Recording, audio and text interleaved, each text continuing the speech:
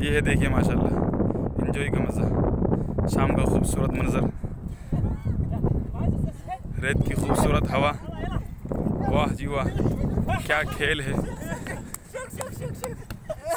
वाह जी वाह।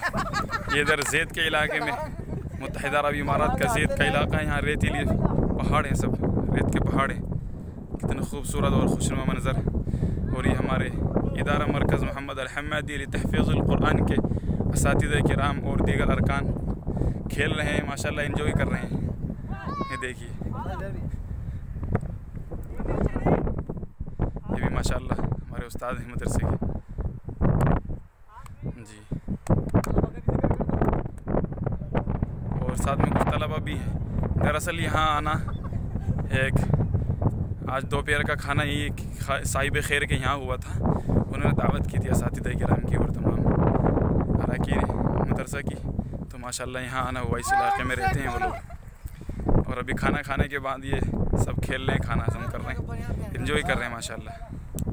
आप लोग देखिए, खूबसूरत खुशनुमा मंजर रेत का अल्लाह ताला ने बनाया है, कितना खूबसूरत है माशाल्लाह।